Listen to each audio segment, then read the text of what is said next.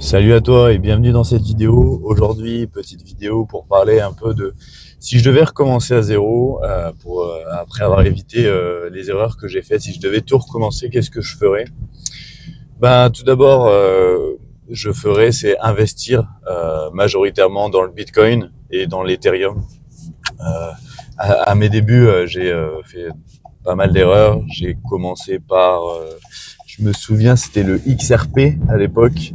J'avais acheté sur Coinbase et j'avais acheté cette crypto-monnaie sans trop réfléchir parce qu'on en parlait beaucoup. Il y avait beaucoup de hype autour de ce projet-là. Et alors que le Bitcoin et l'Ether, ils étaient un petit peu mis de côté de mon côté.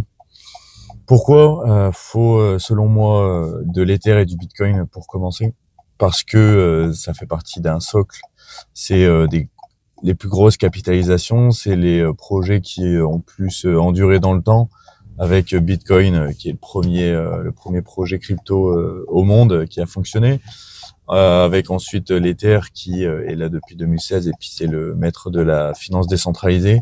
Donc ce que je ferais, c'est que j'allouerais minimum 50 à 70% de mon portefeuille crypto dans ces deux actifs parce que c'est vraiment ça qui va faire la pluie et le beau temps, euh, notamment quand le Bitcoin il va bouger de 10%, bah, l'Ether il va bouger de 20% en positif ou en négatif, alors que les alt en général c'est plus du 3 fois le mouvement du Bitcoin, ce qui peut faire très très mal.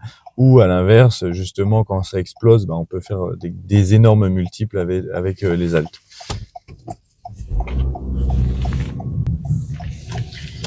Ensuite, ce que je ferais différemment, c'est notamment arrêter de laisser tout sur les plateformes d'échange sans comprendre. Maintenant, je suis quand même davantage à être plutôt responsable au niveau de mes crypto-monnaies. Je laisse pas non plus 100% dessus, mais au moins de savoir comment ça marche une transaction, pas juste acheter sur un exchange, de savoir utiliser une clé Ledger, une Trésor, envoyer sur un portefeuille MetaMask ou Rabi Wallet, de faire en fait des petites transactions. Je trouve que ça permet aussi de savoir en fait c'est quoi la souveraineté, c'est quoi la crypto-monnaie. C'est pas juste faire de la spéculation sur les plateformes d'échange, attendre que ça monte, acheter du même coin. Euh, c'est pas juste ça. Aussi également ne pas écouter les influenceurs aveuglément parce que eux, ils ont des intérêts qui sont vraiment parfois à l'opposé des tiens. C'est qu'ils peuvent te parler d'un projet qui va soi-disant performer dans les prochaines années, mais eux, ils ont pas dit, c'est que toi tu l'achètes à 1 euro le projet, mais eux, ils l'ont acheté à 1 centime, 2 centimes. Donc ils sont déjà sur un fois 100, fois 50, pendant que toi, tu vas juste faire partie de l'exit liquidity.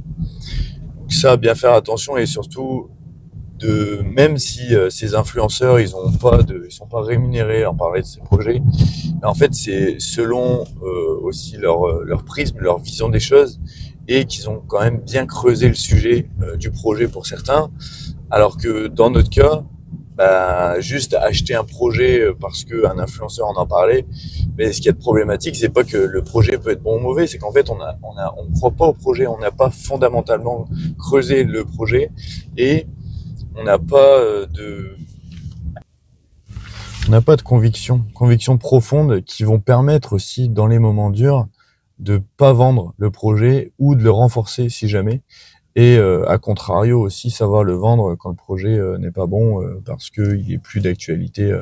Que je me souviens un petit peu quand j'ai commencé à vendre le Pôle, l'enseignement Polygon, hein, la layer 2 d'Ethereum qui faisait pas mal fureur pendant le bull market précédent, où ils ont parlé énormément de ce projet-là.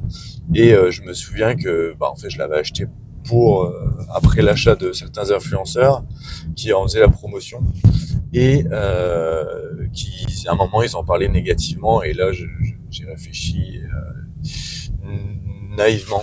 que là, je me suis dit, en fait, les projets, c'est juste que j'ai même pas confiance dans les projets que j'achète. La moindre petite chose que quelqu'un va dire négativement ou positivement, bah, je vais réagir sous le coup de l'émotion. Et c'est ça qui est problématique, malheureusement. C'est ça que, pour moi, les erreurs qu'il faut absolument éviter et les choses que j'aurais fait différemment.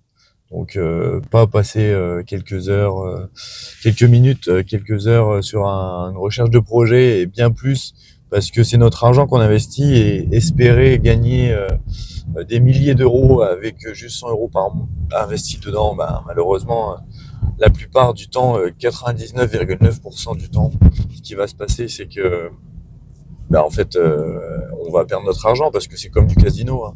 Ceux qui vont investir notamment dans les mêmes coins, entre autres, ben, c'est quand même purement casino selon moi. Voilà, c'est tout pour cette vidéo, un petit peu courte. Je pense que j'ai encore beaucoup de choses à dire de qu'est-ce que j'aurais fait différemment, mais c'était une petite vidéo parce que là j'avais quelques minutes dans la voiture.